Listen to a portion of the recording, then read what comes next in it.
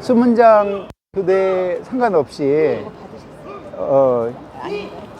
아니 경복궁은 관광객이 가장 많이 오는 궁궐 중에 하나입니다. 그리고 여기 선생님들 중에 처음 오신 분은 거의 와 계실 거예요.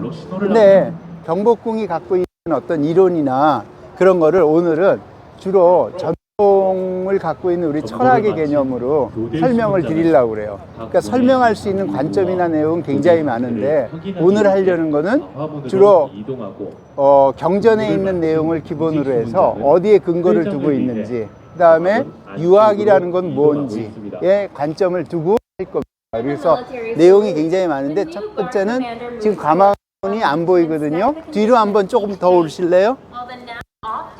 여기 광화문이 보이죠? 자, 제가 나눠드린 자료를 이렇게 보면은 첫 번째 제가 사진도 올려드렸지만 옛날 광화문 자료도 있거든요. 그거는 하얀 바탕에 검은색이고요. 두 번째가 검은 바탕에 금색입니다. 저런 거를 묵본 금자라고 그러거든요. 근데 재밌는 거는 이제 광화문의 광화에 대해서 여러 가지 설이 있어요. 서경에 어떻게 썼다, 뭐 아니면은 어디 문헌에 하는데 제가 보기에는 광화문의 광화는 곤, 함, 만물이, 화, 광에서 경전 중에 역경의 문헌전에 근거하는 겁니다. 그러니까 만물이 땅은 모든 것을 담고 있는데 거기에 화, 광, 그가 빛이 나게 한다. 그래서 광화를 한자적으로 해석하면요, 광자는 위에는 불화자입니다. 밑에는 어진 사람 인자예요. 예, 그러니까 밝고 어진 사람으로 만들게 하는 곳이에요. 그래서 이제 요번에 이 광화문 월대가 복원되면서 이제 저 현판도 다시 복원됐는데 이거는 이제 기본적으로 영건일기에 의해서 다 복원이 된 겁니다. 근데 제가 이제 첫 번째 이렇게 올려드린 자료에서 보시면은 봉이라는 글자도 있고요. 두 번째, 세 번째 8개가 있어요. 그죠? 8개가 있는데 8개 있고 그 다음에 하도낙서가 있어요. 그 두 가지의 이론이 전부 적용되어 있는 게 이 광화문입니다. 네, 그래서 사실은 하도낙서를 하는 것은 강의의 개념이지만 그 하도낙서의 자료를 보시라고 제가 올려드렸는데 거기 하도낙서에 보면은 금생수가 있어요. 그러면은 금생수가 뭐냐면은 묵본이니까 현판이 검었죠.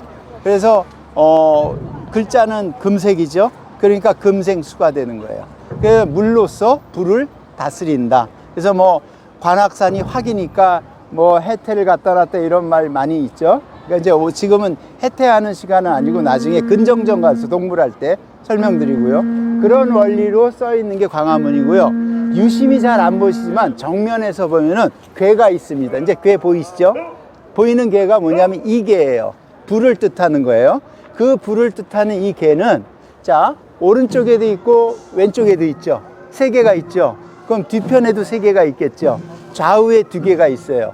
그래서 이 개를 엎어놓고 보면은 뭐가 되냐면은 흔히 말하는 문왕팔개.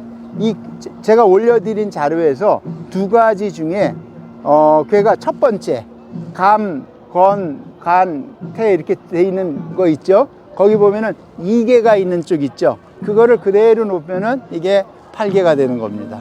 그래서 이 팔개가 왜 중요하냐? 이 팔개는 해시계에도 다 들어가 있고요. 경회로에도 다 들어가 있고 그런 기본의 근간이 되는 괴입니다. 그러면은 당연히 모르시겠지만 이 팔개나 이 글을 쓴 사람은 누굴까요? 이 팔개에 대해서 건은 뭐고 이는 뭐고 건은 뭐고 고는 뭐고 이런 글을 썼잖아요. 그리고 위치를 정한 사람은 누가 될까요? 혹시 아시는 선생님 계세요? 경복궁에 제가 알기로 여기 경복궁 해설하시는 분도 있고 자 이게 누가 썼냐면요 공자가 쓴 글이에요. 근데 공자가 쓴 글에 대해서 잘 아시는 분이 없습니다. 예, 공자가 이 건이 뭐고 이가 뭐고 곤이 뭐고 태가 뭐고 이런 그리고 써놓은 거를 누가 도형을 완성하냐? 북송 때 소강절이라는 분이 완성을 하는 거예요. 그래서 이게 어떤 의미를 갖고 있냐면은 이 건물을 질 때가 영건일기에 보면은 1865년에 지면서 쓰죠. 그러면은 이게 한 150년 전까지 우리들이 살아온 시대에 무엇을 생각하는 판단의 기준이 되는 이념인 겁니다. 그러니까 굉장히 중요한 거죠. 근데 이게 많이 잘못되어 있는 게 뭐냐면은 주로 점집으로 가버린 거예요.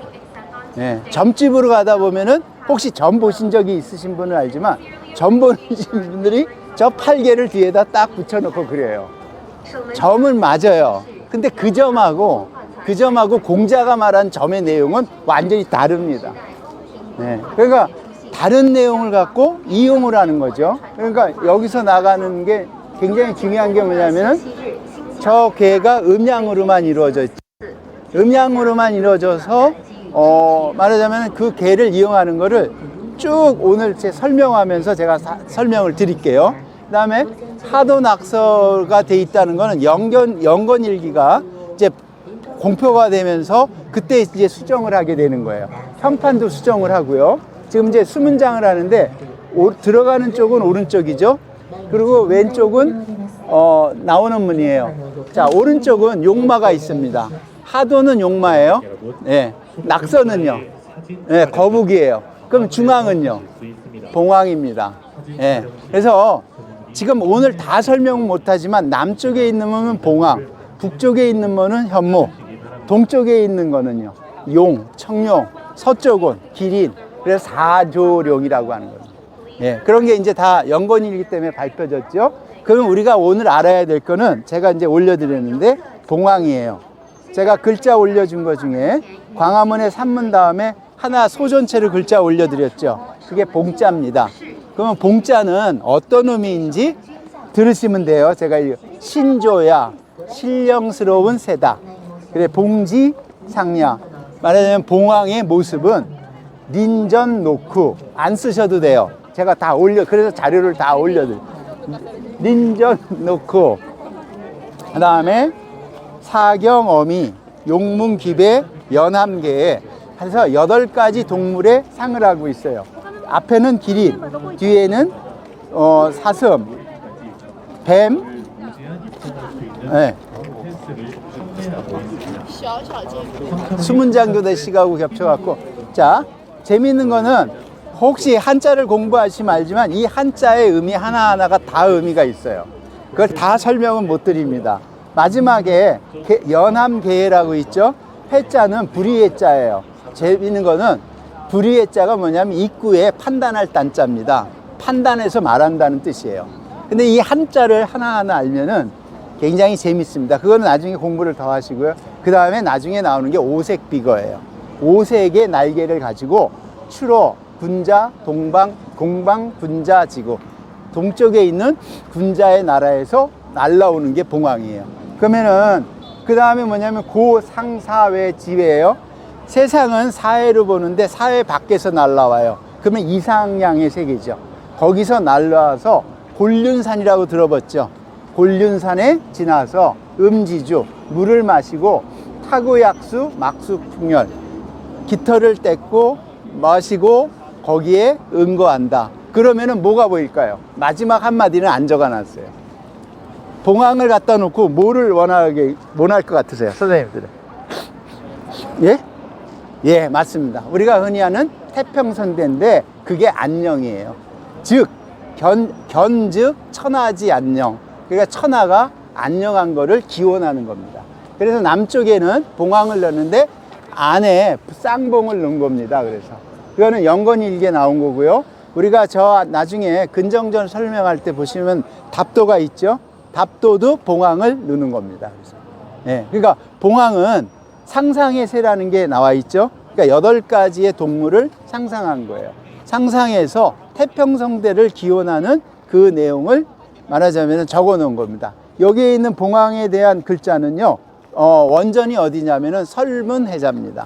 예, AD 1세기에 했던, 그러니까, 말하자면 여기에 있는 모양이나 글이나 글씨는 기본적으로 역경이라는 책에 근간을 두고 있는 거죠. 아마 오늘 화강, 만물이 화강이라는 말은 아마 처음 들으셨을 거예요. 근데 경전을 공부하셨으면 찾을 수 있어요. 예, 그러니까 화강이라는 말이 거기 있는 거고 여러 가지 설이 있는데 그렇게 이해하시면 되고, 그래서 팔계 중에 우리 흔히 말하는 문왕팔계로 이루어진 거고요. 그 다음에 양쪽으로는 하도낙서, 용마와 말하자면은 거북이 있고, 그 다음에 가운데는 봉황을 둬서 그렇게 해서 광화라는 문을 만든 겁니다. 그러면 현판은 밖에서 안을 보는 거잖아요. 안에 계신 분들이 백성을 향해서 해야 되는 행동에 자기의 행동 지침 중에 하나인 거예요. 예. 그러니까 이 전체가 말하자면 유교 경전에서 말하는 내용을 다 포함하고 있어요. 이거를 기본으로 해서 맨 마지막에 오늘 나중에 경애를 설명할 때는 이게 다 근간이 돼서 다 배치를 하는 겁니다. 그러니까 잊어버리지 마시고 제가 이제 올려드리는 자료를 보고 오늘 설명드린 내용을 기억하셨다가 나중에 뭐 이렇게 반복적으로 보시면 되고요. 하도낙서라든지 선천팔계, 후천팔계는 별도로 좀 공부를 좀 하셔야 돼요. 그거는 굉장히 어려운 내용이에요. 잊지 말아야 되는 거는 이런 내용을 누가 얘기했다? 공자가 얘기했다고. 공자가. 예? 그 다음에 공자가 얘기한 건데 왜 점집에가 있냐고요. 예? 공자가 얘기한 거고, 그런 모양을 누가 그렸냐 하면은 소강절이 그립니다. 그래서 선천팔계의 모양은 방향이 없어요. 그냥 써 있는 게 천지, 정미, 예, 이렇게 두 개씩 짝만 지어 놓은 거예요. 그래서 그걸 그린 게 소강절이고, 그 다음에 방향까지 써 놓은 거는 공자가 써 놨어요. 그러니까 소강절이 하니까, 소강절은 국성시대 때 유불선에 능통한 사람, 유불성을 통달한 사람이에요. 예, 그분의 내용을 많이 봤죠. 자, 여기서 끝내고요. 왜냐면 한 경각마다 10분 정도 하시고 이동하면 5분 걸려요. 예? 그러면은 빠듯하게 12시 반에 끝낼 겁니다. 자, 이동하시겠습니다. 다음은 영재교로요.